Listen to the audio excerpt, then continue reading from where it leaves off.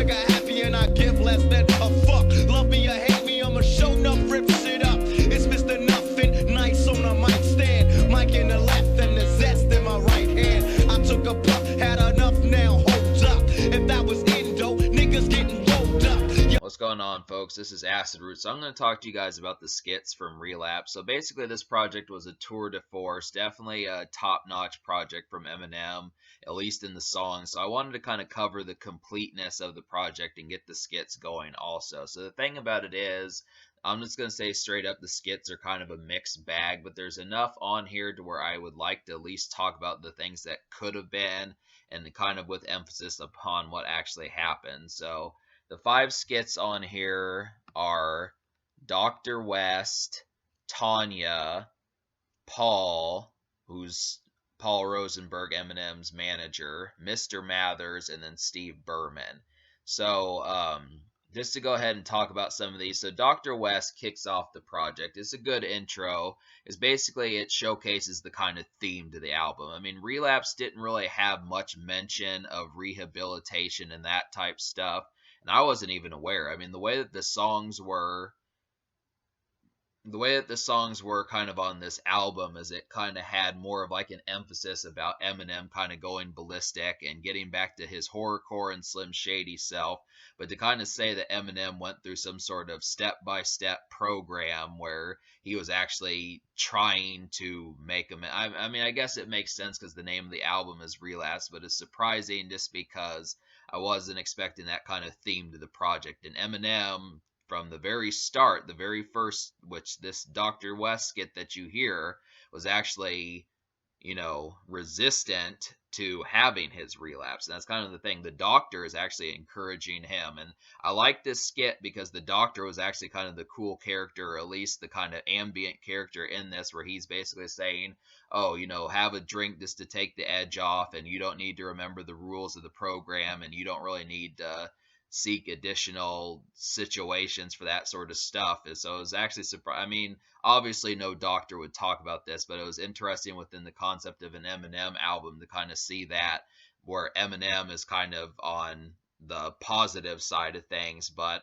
so, seeing as how the rest of the album kind of turned out, it's kind of counterproductive almost. But I mean, it works in a good format, but I think it showcases the doctor as kind of, maybe that could be an additional character that shows up. I mean, I don't know where he would show up apart from like Eminem being Eminem's doctor, but it's at least something there to kind of say, kind of like Ken Kniff and Paul and the rest of them. It's an interesting character to have kind of seen that. So next one is Tanya, which is just a basic interlude to the same song and dance song. I didn't really care for this one too much. It's basically Tanya is just about to really not have a good time. She's probably, I think they talk, I mean, it basically talks about how Eminem kills her off in that song.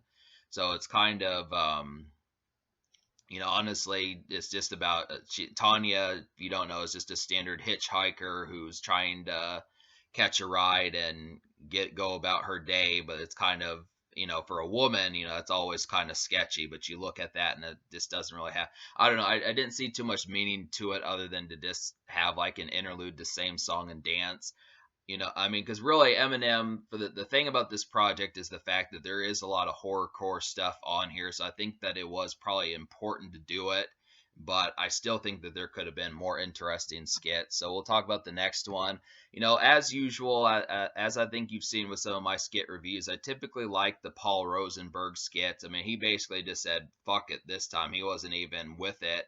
He basically said, talking about Christopher Reeves and, problems like the song My Mom and those type songs and Insane and that type stuff. Yeah, I just would have to say, I mean, really, I would have, it's too bad that Paul Rosenberg didn't have more to say on this project, just because there are plenty of other things he could have talked about, him going at Mariah Carey and stuff like that. Trying to think of what else. Just like the 3 a.m. song is a perfect example. That, I mean, that some of that stuff would think like it would make.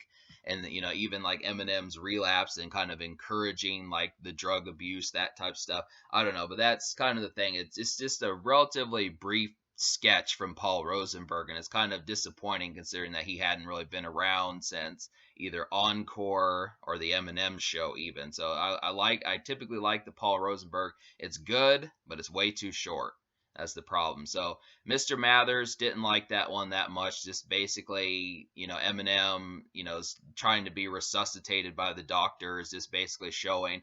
I mean, once again, this is kind of an interlude to Deja Vu, where it basically says, Eminem in Deja Vu basically says that he basically almost died from his drug overdose, and this is the concept of what happened and what it did to him, and the fact that he had to be revived and stuff.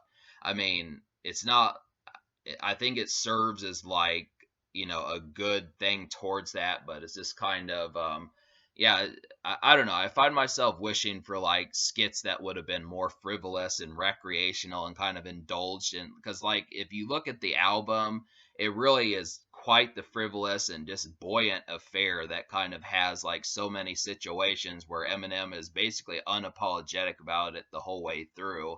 But in the skits, he kind of has a different form to himself, where he's kind of like more, this is serious and this relapse is really not that healthy type thing. And it's just surprising. Steve Berman, the last skit, basically, I think Steve Berman is like the owner of the label. I forget who he is, but whole thing there is he basically said like, blah blah blah, you took 4 years off, and the music industry kind of had a meltdown because you just ghosted us and fucked around and left and stuff, and he's pissed off at him and he didn't like that. And but Eminem towards the end of the project said he actually gave 2 albums to Steve Berman, so that would have been the supposed Relapse 2. And originally that was the intent, was to have 2 Relapse albums. I mean, he said that he gave them to him, but Steve Berman didn't seem to care. He was still pissed off. He still kicked him out of his office and that type stuff. So that's kind of the thing. I felt like, I mean, Steve Berman was good. So to go ahead and say the 3 out of 5 skits that I enjoyed, I like Dr. West, Paul, and Steve Berman. So, but really, even despite me liking those songs, I'm going to give the skits off Relapse a 6 out of 10. Decent, just a little bit above decent, you know, kind of good, not great kind of thing. I felt like, really, considering the magnetic emphasis of this album, I was really disappointed that the songs that could have used skits did not get them. Like Hello, for example. Like right at the beginning of Hello, when Eminem's like, you see that chick in the gym checking me out any second I'm about to stick her neck in my mouth. I mean, you would think that he could have had like a skit where he could have, been, in the car with that chick and sitting there saying, so, hey, what do you want to do? That type of stuff. We can totally go see like, some movie or something like that. We can go see like Batman or something like that. Just something that was on at the time. It would have been interesting to have gotten that, and really a skit, with like him talking about like a skit from Eminem, him talking about like Mariah Carey and that type stuff. He could have said, just someone who could have imitated Mariah, something on the phone like, Mariah, I've been trying to call you like 5 times. Why are you acting like this? Something like that. Must Be the Ganja could have had a skit. Dr. Dre could have been on here. Plenty of situations that could have happened, and were just plenty of missed opportunities. I simply, to be fair, I would have liked a better indulgence of like the recreational type stuff that went along with this project, and we didn't get it. It's very sparse, very kind of just emphasizing like the drasticness of these years for Eminem, and it kind of puts it in a more serious approach when the album itself is really not like that. So it's just surprising that Eminem, he wants you to know that this is kind of like, hey, this was a big deal, more so than the way the songs portray it. And it's just too bad. I mean, I know that like if there would have been more than 5 skits, it might have been a pill to kind of listen to all of them, but it's really too bad that there weren't like more things to kind of have more frivolity to them and that type stuff. So that's kind of the thing, just something to know. But yeah,